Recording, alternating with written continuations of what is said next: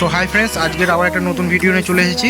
তো আজকের হচ্ছে ড্রাইভার ইউনিট যেটা হয় ওই মাইকের, তো ওর ভিডিও করছি, ওর কয়েল চেঞ্জ। তো খুলে নিয়েছি, দুটোই আমি সব খুলে নিয়েছি তোমাদের সুবিধার্থে, যে দেরি হয় না হয়। তো ওই খুলে নিয়েছি।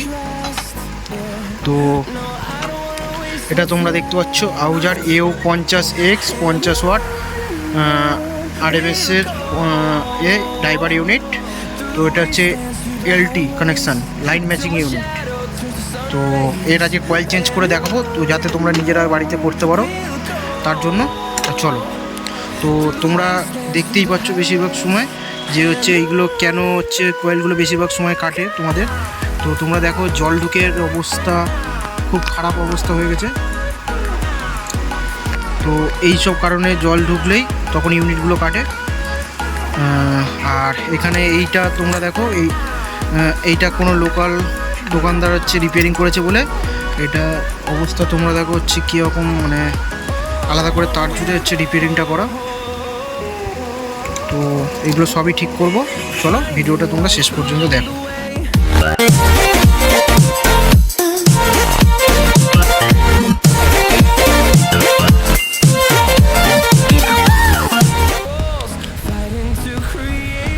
তো ফ্রেন্ডস, তোমরা কয়েলটা দেখো, কয়েলটাকে আমি খুলছি।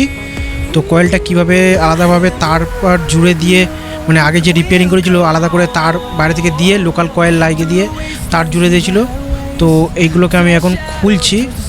তো এটাকে ভালো করে সুন্দর ফ্রেশ করে ওই ফ্রেমের সাথে লাগাবো, ওই যে হলুদ কালারের ফ্রেম দেখছে ওই ফ্রেমটার সাথে লাগাবো, ওই রিংটার সাথে লাগিয়ে তারপর হচ্ছে সুন্দর করে কয়েলগুলোকে ফিটিং করব।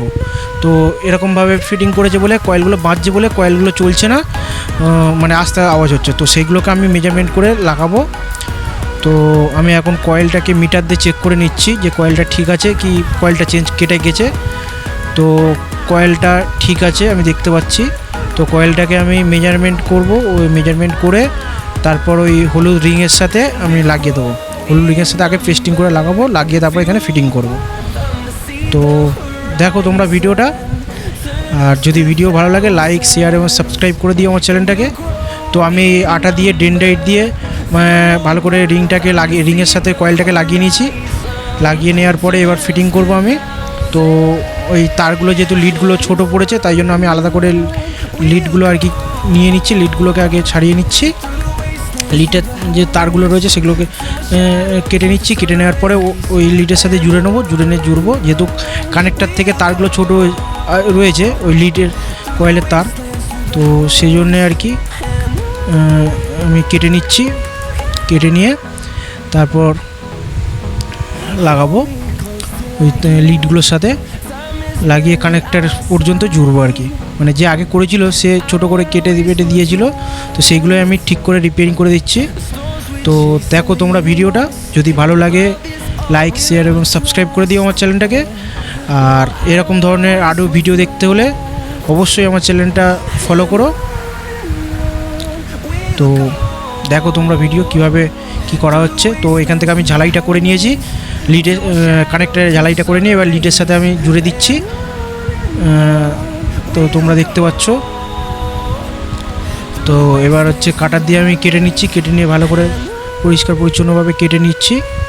এবার আরেকটা দিক বাকি রয়েছে, ওই আরেকটা দিকেও আমি হচ্ছে একই সেমভাবে আগে কানেক্টারে হচ্ছে ঝালাই করে নেবো তারটা।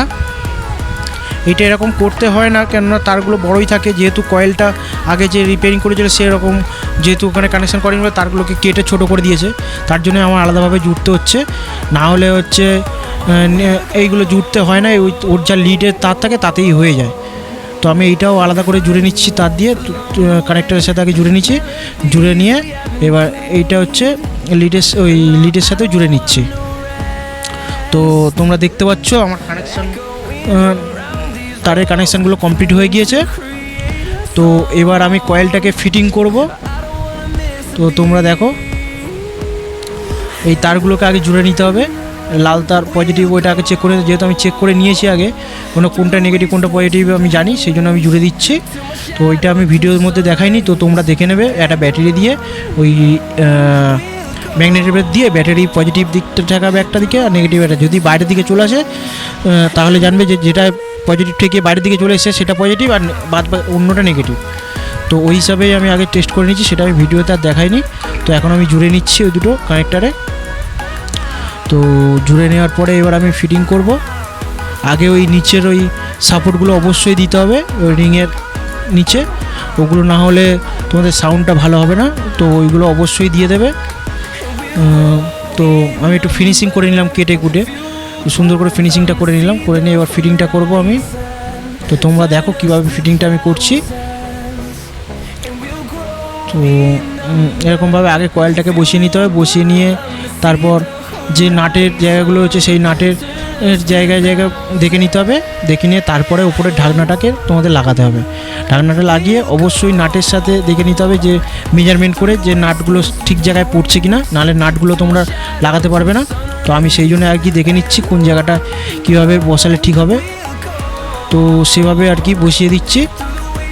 তো তোমরা ওরমভাবে বসাবে। তো এবার নাটগুলোকে লাগিয়ে নিচ্ছি।